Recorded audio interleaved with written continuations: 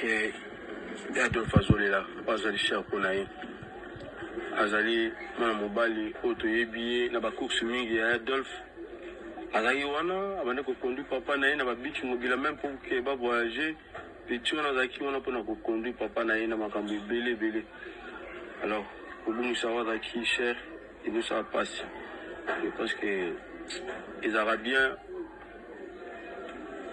papa, a beaucoup de monde cola, à mon ending à l'oussa makamuti, papa kokufa mais papa a peur de moi na habité et ça n'est pas si makasi. Ya paka. Est-ce que j'ai na ba non mo de commander ko sala l'équita na maloba atana moi si que azana et puis imagine qu'un jour anniversaire na ils allaient non les là qu'on 17 ans. Moi mkolo boy.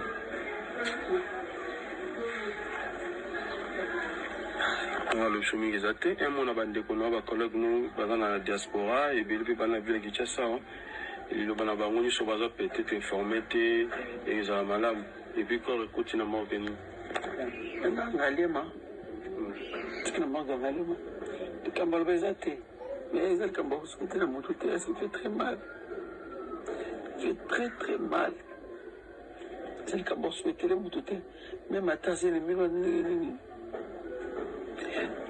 mais ne pas faire dans mon athée.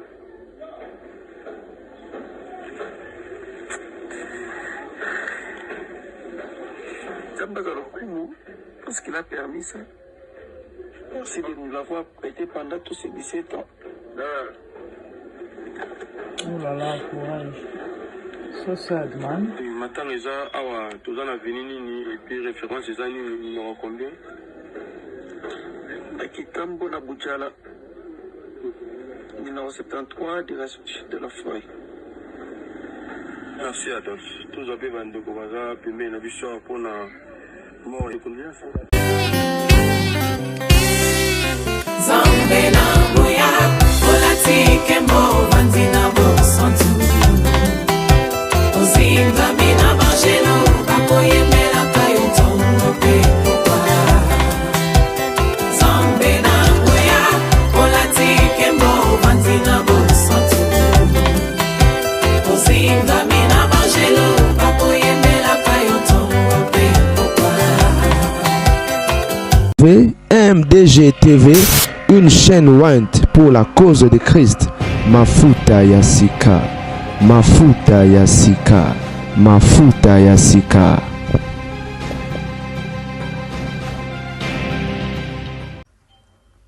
Boto bande au babolingo zalinga wamino la grande dame avec un grand G44 actualité la mifa. Liwa ya mwana ya artiste comédien Pakaloui, vie Adolphe, bah sincère condoléances premièrement na épée na libota mobimba, pe na famille artistique, pe na ba congolais nyonso. Et liwa mwana epesima epesi pasi bande au babolingo. Moi, j'ai 17 ans. À Koufi jour et anniversaire. Mokile gangi. Et puis si nous pesi bilobela. Batu ba mituni, mituna, pe ba mi pesi biyano. Bandeko moi, j'ai 17 ans. Et puis moi, j'ai liboso. Je crois que na Koyoka. Le frère est inconsolable. A okokate. Et l'enfant est en bonne santé. Na veille anniversaire na au fait na butu wana po balamuka bakota minuit azaki na chambre rolala tellement ibilobi anniversaire na en plus tala ko c'est big number 17 azaki tellement na esengo so excited na français balobane excité et français moi za wandenge alamuki aya kuta papa ba on a salon de papa ba on je expliquer vidéo on a moni on wapi certainement na Facebook parce que na meke lukango awa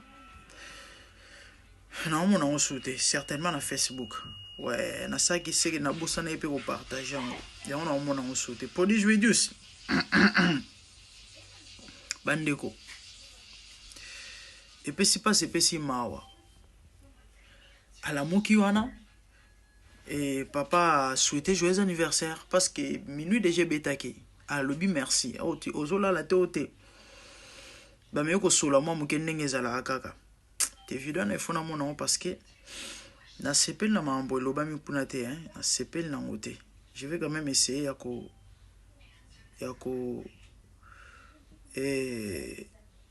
translate ou encore koloba makambo elobami na video wana na ntongo nango mwana asali crise. Papa na ye alobi ke asambelaki mpo na mwana et puis après bamemi mwana na église. D'habitude sur namoni eloko na Facebook na partage yango. Comment ça na partage yango te? Oh là là. Faina partage yango pour na facilité à retrouver yango. Nazo ba souplesse na tie na moni vidéo yango te. Na TikTok te parce que ceux na TikTok na retrouver on bala mona outi na TikTok na moni yango te. Certainement na Facebook. Et dommage que nazo ba sauter sur na moni on a page nini bande ko na ngai. Désolé la famille nazo ba sous place na moni vidéo wana te. Mais bon, na landa ki yango ba betelinga te, je peux confirmer et ba dire on a yoki na vidéo wana. Mwana sali crise. Papa sambeli pona mwana, ndenge moko azo expliquer. Après memi na église, papa, yo prier pona mwana. Okene sou na église nde nini. Vous avez na foi te que prière au sala ki obikisa mwana. Eza berrer. Et tant peu ba kene église, ba sambeli pona mwana la moki pekate. Ba longwe na yo wana ba kene na hôpital Songolo. Kuna balobi eza kana bango te. Na hôpital Songolo ba longwe ba kene hôpital Pakala. Papa et moi a décidé no ba kene na mwana na cinquantenaire ba hôpital o ya minene wana. So comment nous en no taba komi kuna ba me ko réanimer mwana. Et puis après, bah, docteur, bah, il si papa qui est désolé, si moi, na boye qui n'est déjà au koufa. Papa. Déjà, au long wanda au boken d'église. Et ça, temps, beau perdre dans le temps. Pour boza ba minga ngate. Peut-être, ils ont juste besoin, il y a CPR. Et bah, animer moi, et puis après. Et puis, l'église, les temps, long église, beaucoup comme hôpital. Nous sommes besoin de ça. Na hôpital pe place bokene balobi ke kana ya bango te de ce qui veut dire ta mususu 30 minutes avant boko maana peut-être possibilité que mwana ala mukelinga ezala le tambolo ngwana bokene na hôpital wa munene na habité son se faire comprendre naza mon seul nzambe. Je crois à la prière, je crois à la puissance de Dieu, mais il est écrit à Dieu ce qui est à Dieu, à César ce qui est à César. Il faut voir ça à part des choses. Effectivement, il y a des cas, il y a des maladies, il y a des problèmes qui sont purement spirituels. Au monde, si vous priez, nous avons la possibilité, il y a aussi la situation nous a décanté. Mais tout mécana nous kobongi, ça va maman ils ont mis calé, surtout la période de réveil, ils allaient au contrôle, à soutenir ba maman qui molimo, na place à molimo te molimo.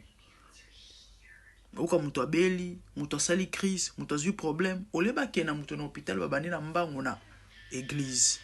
Mais bino moko boa ba chrétien. Yo za chrétien, yo zo kena okima na muto na nini na église. La Bible déclare que la prière fervente du juste a une grande efficacité. Élie est un homme de même nature que nous, dit la Bible. Il a prié Mboule Betate pendant 3 ans et demi. Élie a sala combien de mois les boum? 30 mois? Non, a sala 9 mois les boum. Le rôle yo.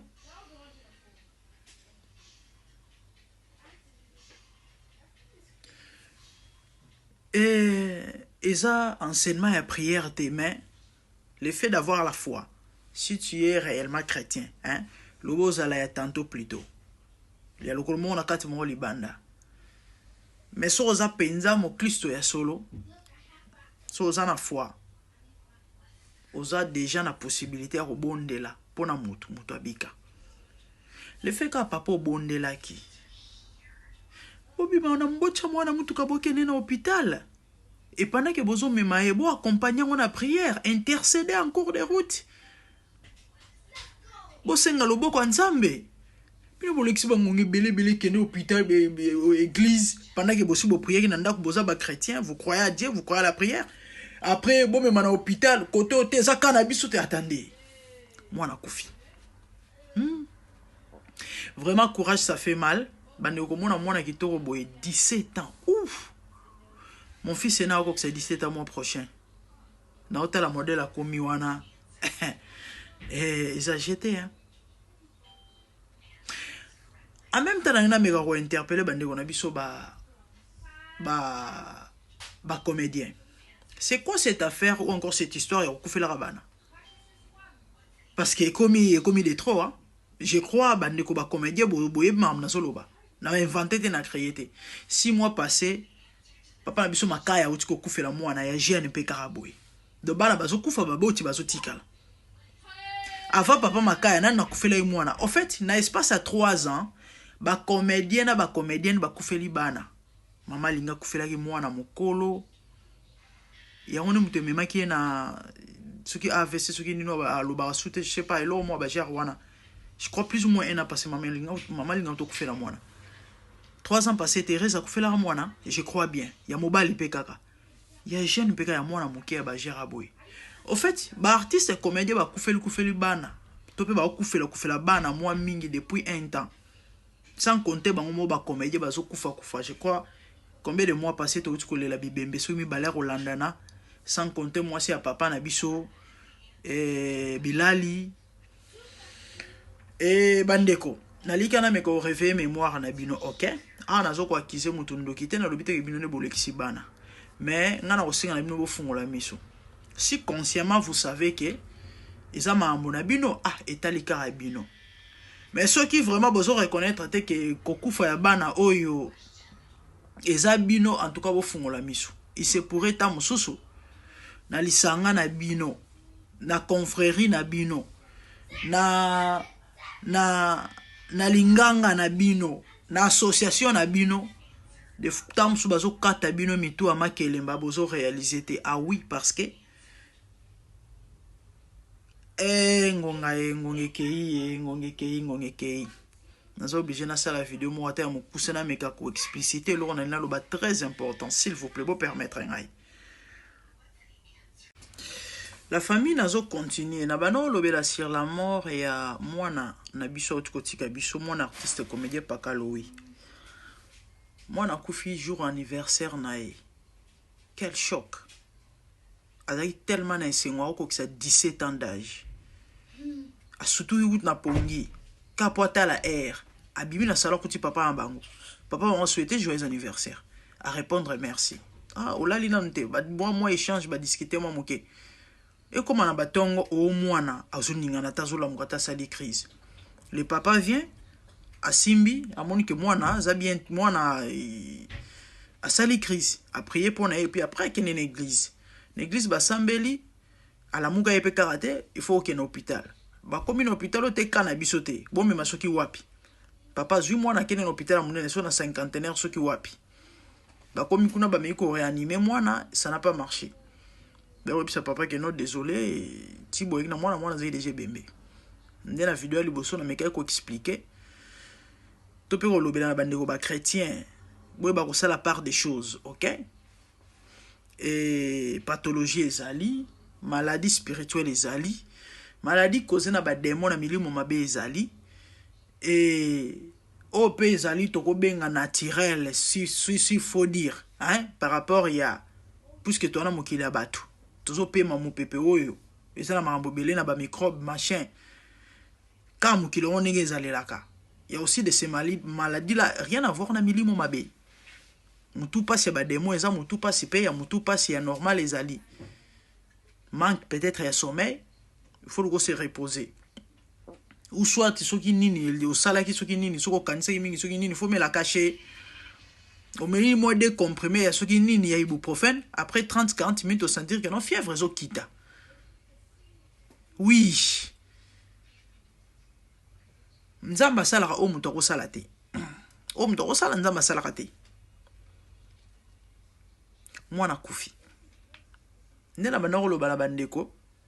Faut sambela oui. Mais munganga muto apesi mayele ezanzambe. L'hôpital est pas important. Okutani na kato ozwi likambo na ndaku. Ou paniqué étant chrétien, belela kombo ya Yesu. Kobosana te, hôpital ezali. Tant ozo bimana mwana, to ozo kene na ndeko na, bobengi ambulance to pe fobo déplacer bo kenama, ozo sambela na motema. Nzamba sala par na ye. Munganga pa sala par na ye to pe kisi pe sala par na yango. Nyonso ezaka spirituel te, nyonso ezaka molimo te. Yambo mundu bato bele bazo kufa. La Bible dit la prière fervente d'Ichis a une grande efficacité, ok? Aux chrétiens, le fait d'avoir la foi suffit. Au bon de là, mutabika. Papa yo bon déjà pour la moana. Sko ke suko meme na église sous na ndenge nini. Parce que vous avez na kondimate, bon, les cambosi comité au condamné te, mais to pia conseil. Et na koma ina phase on a bané ko expliquer pe ko tuna. Ba artiste comédien ba comme ko kufela bana. Depuis un temps, na espace à 3 ans, en tout cas, je crois bazawana ba ebi ke mamna solo beza ya solo. Na bona bana o rappeler na kufela mwana na kufela mwana mais tobi ke 6 mois passé par makaya uta kufela mwana. Mwana pe ya azali mwana mbali ya moi c'était mbali, je crois mbali. Jeune pe ka boy. Et sans compter bande ko misusu pe ba kufeli bana. Na 2004 wa na 2003 nde yango motune zo tunama. Oh mais comment expliquer ba artiste bon kufela baba na boy. Bana bazo kufa babot bazo tikala tin et normal tin et puis maladie nini ka brisque boy moi nazaki en forme en bonne santé. Comment il s'appelle mon frère na pesi papa Sundia Tambote. Papa Sundia ta auto kufela mwana tala mbinga mobali kitoko jeune pekaka les petits n'andimité est-ce qu'elle a 25 ans je ne crois pas. Beau garçon, tala mwana moulai, tala mwana mbinga, mwana kufi. Mais c'est quoi ça? Ko kufela bana boy. Ya mala muteza kitoko te. Ya ona lobaki nga awa naza ko alerter. Consciemment en tout cas, so boyebi ke bwana ba makambo na bino, etalika abino. Etalika abino. Mon homme te rendre compte le bosso nzambe. Mais ce qui est vrai, il y a de ces choses-là. Bana beso baby sote ke zamabe. Consciemment yebi ke son alexi mwana kisi ezamabe. Et alisum. Donc nzamba otunanga. Mais ce qui est en tout cas balobani nous volontairement te au telemaki au keye panganga au lobio lexa mwana mo sentir que no yo po tomber victime à likambo na osenga no fungola miso. Pourquoi?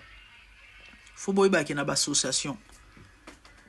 Na mayamba na ba muziki bakolia ope mwana sans consentement na le fait car que tu fais partie ya ekiri de déjà accord moko oyo signa ah oui ngana yo bandeko bola nanga toyebi yango ke na théâtre kisi ezali ya makasi ya kosakana te balukanaka entre bango na bango babomanaka toyokana bakoswana na bamatanga vous rappeler na besoin na bano rappeler yango te tona loba te ke oyo alobaka na oyo boye certainement bandeko bele bakoyeba surtout bato ba brancher scotché na mambo etali ba artiste machek toyebi bakoswana bima ya Gabi enani toyebi babiloko wana nanga te keba etala kutu yango oyebi babiloko wana toyebi babwaka na bambasu babomanaka ndiko moko Tcheko. Voilà. Toyebi ba biloko elobama na mambo leka na liwa ya Tcheko. Na bona rappeler parce que temps ezate. Toyebi ke qui c'est dans le théâtre. Donc c'est clair que en tout cas bako simsope touche. Bako simsope touche. Yango na ekana alerter. Na lo bana bandeko o peut-être likama o ekomelo na note. Ozo souhaiter en ngote. Yango fungola miswe. Ba oya kolia yo mwana lobi osimbi mutu ona yeba kite ngai la gardienne du temple na ko alerter état gardien na temple nazo mona ne boko kota ne boko bima na ko landela miso za ko fungwa nazo comprendre spirituellement o elinge lo banini oyo ya on a yena alerter bino bandeko si consciemment bona makambo na bino et que bozo ça assembla to pe boko ça assembla parce que mamba butu ezala bongo oyebisa bato te ke no te ngande mutu awa nazo akize mutu te bino bozala bote kutu nazo loba en général nazo loba en grosso modo donc so zala maamu na yo etalika yo mwana na yo mutu koyeba na nzambe na yo mais en tout cas soki eza ke yo moko te volontairement mutu sacrifier mwana yo aussi okufeli mwana na oloba na mutu nyonso asi akufeli mwana ana oloba kana pakaloite ya fungola misu e yo pe onanu ekomeli yo te fungola misu tola to la muki to ki onanyo akufeli mwana oyo ko sutu kondire e obanda ko rêver nga ana sina beleli bo partager bo tindela bande ko artiste comédien nyonso parce que eza normalité oui liwe eza naturel liwe eza nzela ya mutu nyonso mais nzambe atinda biso na mokili ate pour âge à 17 ans ya kokufa na âge à 5 ans ya 10 ans ya kokufa mutu atanga bible ayebi makambo na zoloba mutu ya na mokili bato na mission OK so mission esili nzamba zuye ebelete neti ba Yesu ba Jean Baptiste aya na mission moko précise oyo ke mission na tango esili na âge à 33 ans nzamba longolie ebelete généralement biso tout sur 100% en tout cas 99.99999 ezake oya robal robota c'est dans la Bible robal robota et au salima monza batindela kiyo au moni ceux qui peut 3e so peut 4e génération mikolono ekoki okei lelo komika la yo la muki o crise likambo nini bana mike boy bakufa normalement la logique eza bana ndefo bakunda baboti et non baboti bakunda bana ça n'a pas de sens donc yo olingi te lobby okunda mwana na place mwana kunda yo yango yo izubula mo eso meso mwene bakongo balobaka oui donc ana sina beleli ona loba kite na alerter na bendi matoi na fungoli misu o etikali eza par na yo na nzambe courage encore une fois plus na pakalowi et na famille artistique bino nyonso ba courage ba condoléances ba sincère condoléances na batnyonso balinga artiste na ba congolais nyonso sinon et c'était ça le message. Je vous aime. C'était la gardienne du temple. Voilà. Merci. Je vous aime. Bye. Je vis le Seigneur assis sur un trône très élevé, et les pans de sa robe remplissent les temples. Des séraphins s'étaient au-dessus de lui et criaient l'un à l'autre, disaient Saint, Saint, Saint est l'Éternel des armées. Toute la terre est pleine de sa gloire. Dans les cieux des cieux, là où vivent les rois, il y a des créatures qui l'adorent et les louent. Dans les lieux célestes, là où règne mon roi, il y a des anges qui chantent jour et nuit en sa gloire. Les 24 vieillards et les 4 êtres vivants, ensemble avec les anges, chantent ensemble en air. Ils ont réussi l'ordre d'adorer les rois, car il est l'unique, le seul vrai Dieu. Seigneur, reçois favorablement les paroles de ma bouche, car les portes furent ébranlées dans leur fondement par la voix qui retentissait, et la maison s'était remplie de fumée. Glorifie-toi. Dans les cieux, sur la terre, même sous la terre, toute langue confesse que Jésus est Seigneur, car il est élevé au-dessus de toutes choses, et son nom est au-dessus de tout nom. Jésus, je m'avance devant toi, oh mon Dieu, mon roi,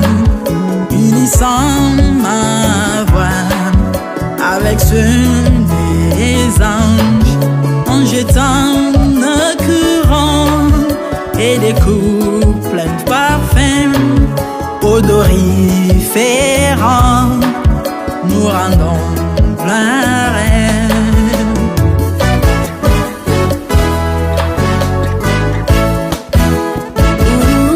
Gloire à Jésus, notre roi. Gloire à notre Seigneur. Gloire. Chantons gloire à Jésus. Gloire.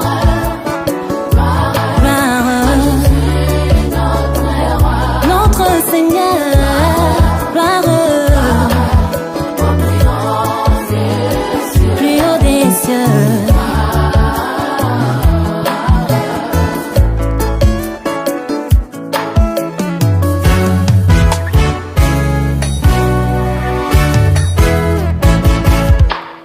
Il est bon d'annoncer les matins ta bonté. Voici mon sacrifice, la louange de ma bouche, les fruits de mes lèvres qui confessent ton nom en poussant des cris, car tes œuvres sont grandes. Bienvenue jour dans ta face, que mille ailleurs, car tu es mon soleil, mon bouclier, ma tour forte.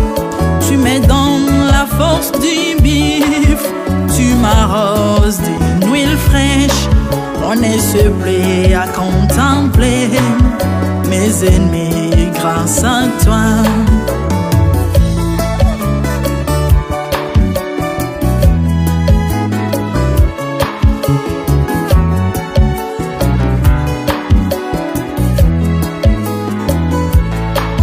Je prospère dans tes parvis, je porte des fruits, même dans ma vieillesse, plein de sève verdoyant, comme le palmier les justes croissent, et s'élèvent comme les cèdres du Liban plantés dans les jardins de Dieu. Dieu de vengeance s'élève pour venger mes ennemis. Il mettra la fin à la malice de leurs œuvres, car il est le Tout-Puissant, l'Éternel des armées, El Shaddai Adonai, El Elyon Sabaoth.